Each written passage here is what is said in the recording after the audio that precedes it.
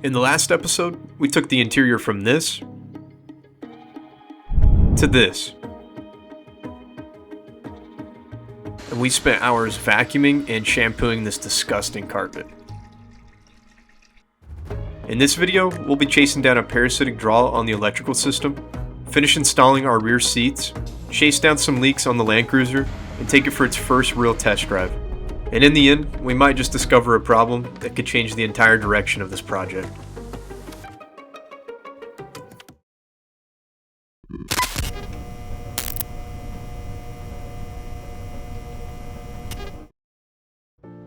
Anytime I've needed to move this LX450, I've had to jump start it. And that's because there's a parasitic draw somewhere in the electrical system. If you're not familiar with that term, it basically means something is staying powered on when it shouldn't be, and it's slowly killing the battery. And to prove our suspicion, I hooked up a multimeter to the battery, and you can actually watch the voltage dropping right before your eyes. And there are definitely better and more accurate ways to test this, but this is just a quick, easy way to see. Somewhere on this truck, something is draining power. And when I started to think about what could be causing this, there was a couple of things that came to mind. Unfortunately, this LX450 is littered with aftermarket electronics, and let's just say they are more than questionable, which means there are plenty of places for this parasitic draw to hide. But this also gives us some really good places to start. And the most basic strategy to figuring out what exactly is causing this is to basically just go through and start unplugging things until the problem's fixed, so that's what we're gonna do. And there was one spot in particular that I chose to start at. I chose to start here just because it was really close to the battery, and at first glance, I figured maybe it was hooked straight into it. Okay, so honestly, I don't know what these go to. Oh, never mind. I do know what these go to. I haven't showed you guys this because I'm honestly embarrassed, but I guess I have to now.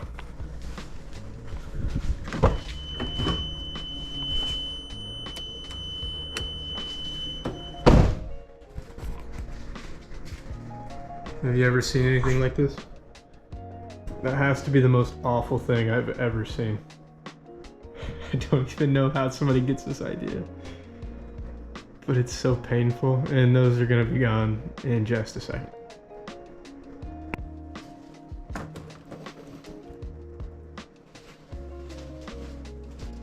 Alright, this is gonna be a very nice feeling.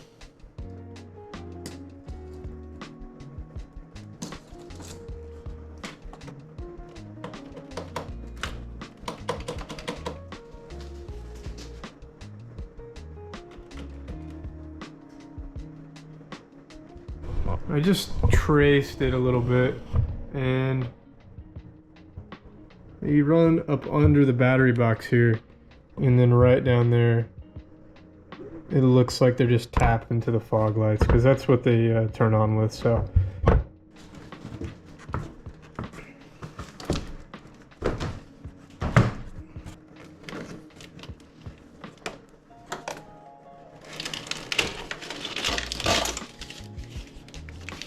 there they are.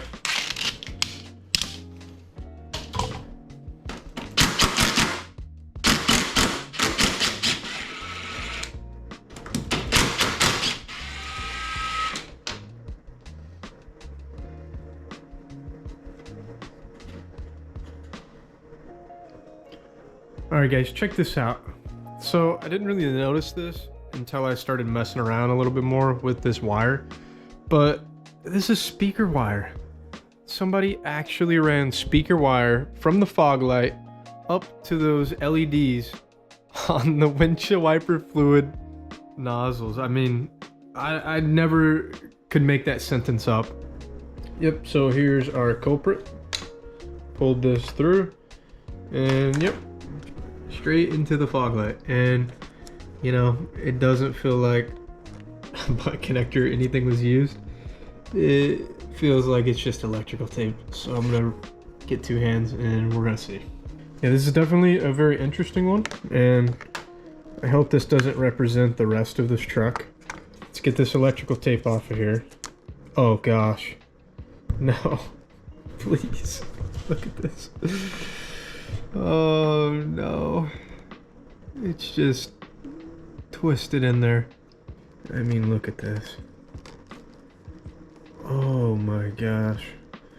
So they just cut the outside of this wire and stuffed it through and twisted it. So A for effort, I guess, but oh man, this is bad.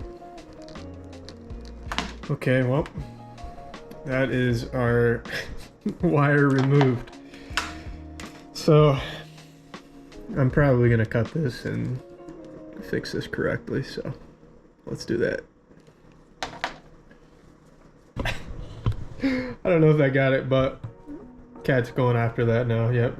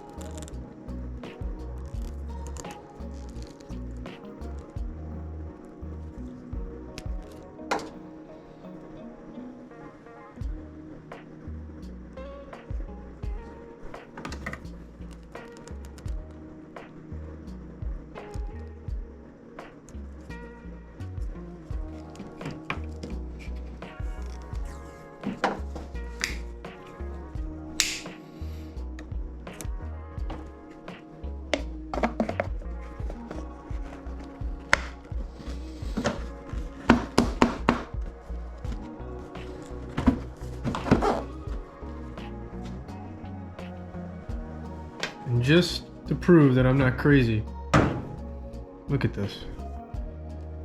It says audio pipe on this wire. I don't know if I can get the camera to focus, but to be fair, I don't know that much about audio stuff, but it does say audio pipe on here. And yeah, so I think that confirms that it's speaker wire. But yeah, I'm just gonna go through and remove the rest of this stuff now, so. Yeah, just taped along the wiper fluid hose.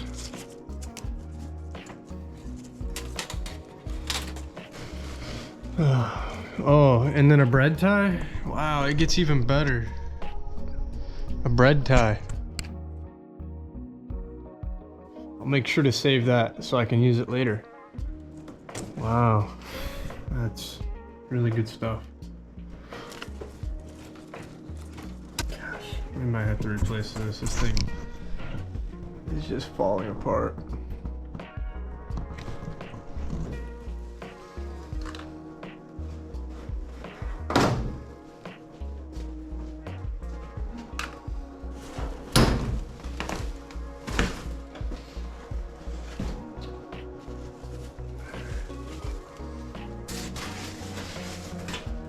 And yep, another bread tie over here to hold all that extra wire.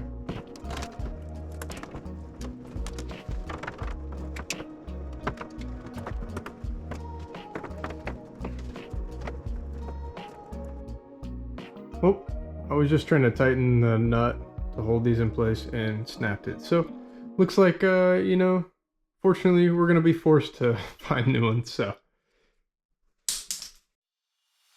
All right, so I got the battery all hooked back up here with the multimeter on it.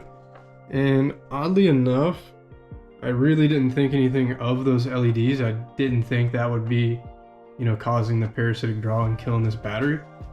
But I don't want to speak too soon, but this has been holding steady at 12.48. So I'm gonna keep my eye on it for a while, and I don't know, maybe somehow those things were killing the battery. I don't know. I mean, it was definitely some weird wiring, so. All right guys, so it's been 1 hour and 9 minutes right there, and our voltage is sitting right at 12.47. So we started off at 12.48, and I'm not gonna lie, I opened the door and the light kicked on, so I know that took a little bit out of it. But after that much time, at 12.47, I don't know, dare I say that those LEDs were our entire problem all along? I don't know. Were those killing the entire battery? I mean, I find that a little bit hard to believe since they weren't even powered on. But after seeing the wiring, who knows? Anything's possible. But I think now we just need to leave this overnight, come back in the morning and check it out. And if we're still sitting good at this 12.47 or something really close to that, and we can start this thing tomorrow morning, then I mean, I'll give that the thumbs up, and I think we can start moving on to our next issues with this thing. So we'll check back in the morning. All right, so while I'm waiting to check on that multimeter and see if our parasitic draw is gone, I was just sitting here thinking if we are able to get this thing started in the morning, I want to address this lug nut situation before we're pulling it out of the garage or anything like that. And if you remember from our walk around, we have one lug nut down here with a hole in it for some reason. I don't really know what that's all about, but this one next to it here, let me show you something really cool about this one.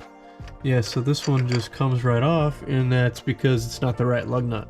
And I do recognize this lug nut. This is from other 80 series Land Cruisers. I actually had this style on my 92, but it doesn't work on these. So picked up some replacements here, and we're gonna go ahead and replace that one with the hole in it, and then, you know, obviously our missing one. So yeah, if we get this thing started tomorrow, we can drive it out, you know, with a full 6 lugs on it. So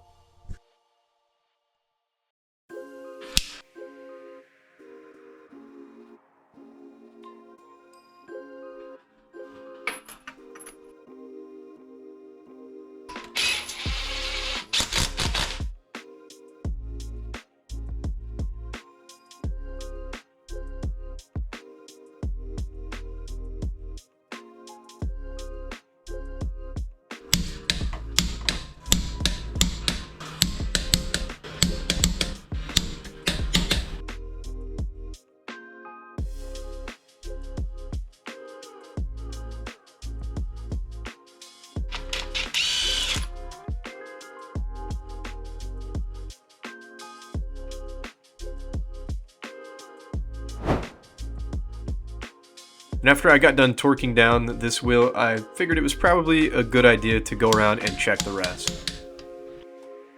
And to absolutely nobody's surprise, we were missing a lug nut on the front right wheel.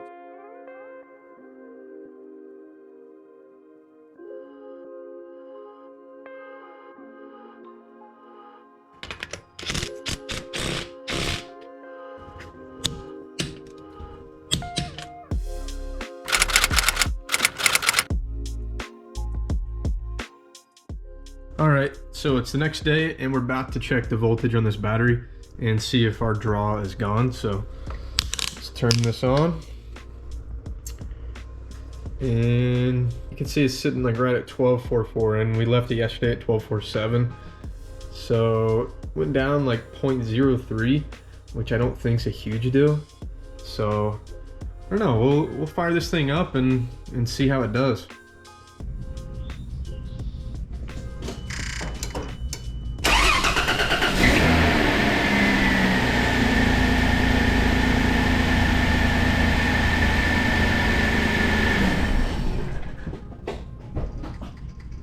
And right there you can tell this thing started up with no issues the next morning, which previously wouldn't have been the case. So I think it's safe to say that somehow that sketchy wiring to those LEDs were killing the battery.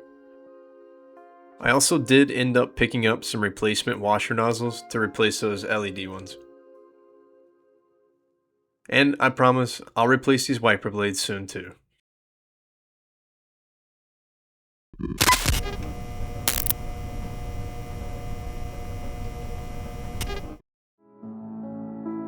And if you guys remember in the last video, we had our first broken bolt in this LX450. And now there was no putting this off anymore. We needed to get this bolt out. So I spent the morning drilling this thing out and then hit it with an extractor bit. And it put up a very, very hard fight. It took me so long my camera actually died here, but I did manage to finally get this thing out. And now that that bolt was removed, we could actually install these rear seats. And I'm sure everybody's tired of watching me install seats in this thing, but just hang with me, these are the last two and we can move on.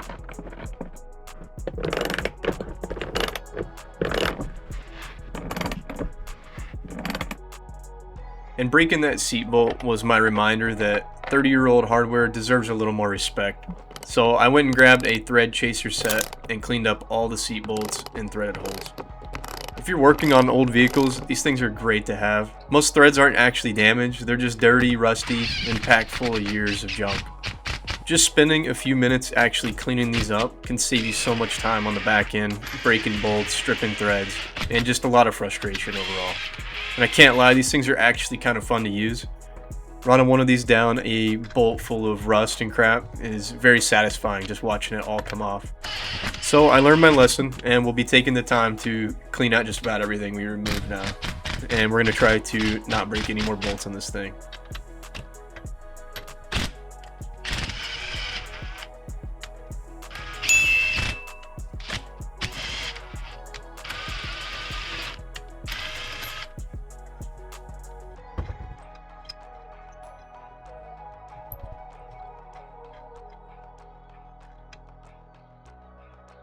Once I had that hardware all cleaned up, it was just a matter of putting the 4 bolts back into these seats, and then I went ahead and popped those plastic caps on. And for the bolt that we actually broke, I just went and picked up a replacement, and it was a little bit different of a bolt, so it didn't match, so I just chose to put it underneath one of these plastic trim pieces so it wouldn't be seen. And just like the front seats, these rear just needed a good wipe down and hit them with a little bit of the leather conditioner from the chemical guys, and these things were looking good.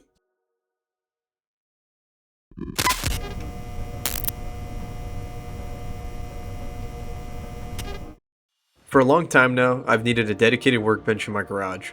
Right now, my toolbox is serving that role, but there's a couple problems with that.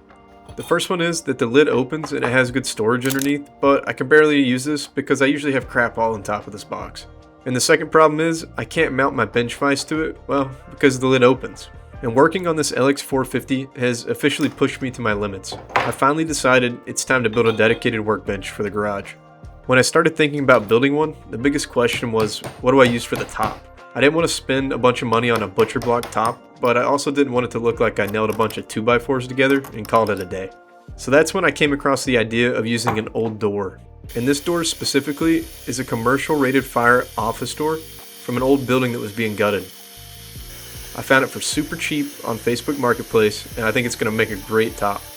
These fire rated doors are incredibly dense, and this one has a birch veneer on both sides, so it has a nice finished look while still being tough enough for garage use. I went ahead and cut this door down to an appropriate size for my space and built a little frame for it. And I picked up these leveling feet from Amazon, which I was pretty skeptical at first, but I can happily say that they are holding up really well. The weight for them was no problem, which was my biggest concern.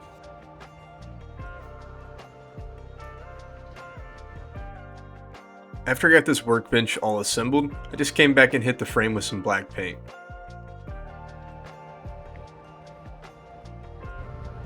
Then I just used these L brackets to attach the top onto the frame.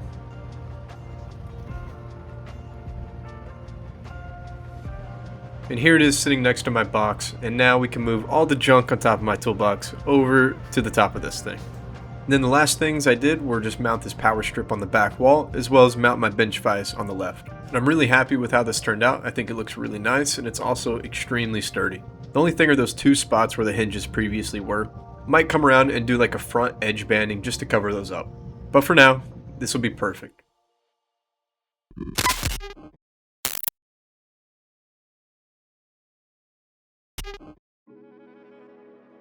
So in the last video, when I was doing a walk around of this LX450, I spoke a little bit about a leak we had. And yes, I was fully aware of this leak when I purchased this. And that has been the main reason why I haven't really driven this, is you can tell it's dripping on the floor. This is a pretty big leak.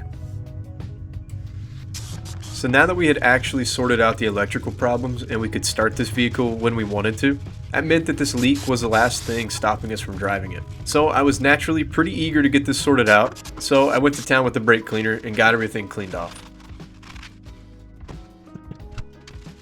And like I had mentioned in the last video just very briefly, my first suspicion was that this leak was just the transmission pan gasket. And when I started cleaning everything off, I kind of thought that still. It might be hard to pick up on camera, but as I was wiping the edge of this pan, you could kind of see the area just become damp right after.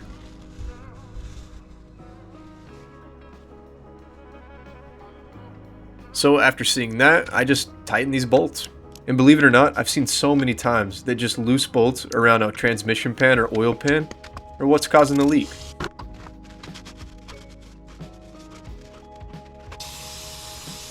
And another area that was just covered under this thing was just the bell housing, so I went ahead and cleaned that off as well.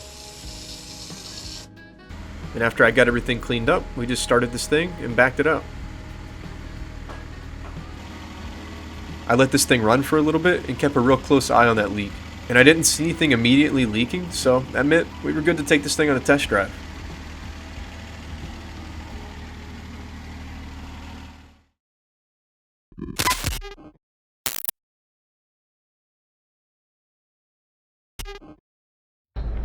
I finally had this thing out on the road, and it was a great feeling, but I had to take care of something.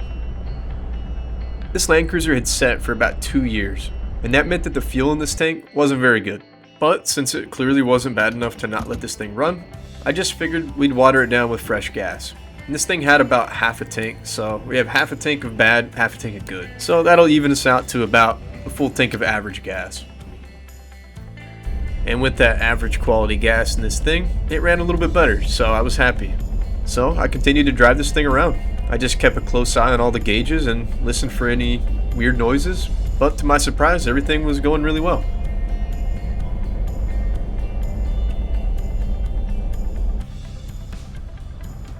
I even hit a little bit of highway to blow the cobwebs off of this thing. But I didn't want to push the limits, so I headed home so we could check on this leak.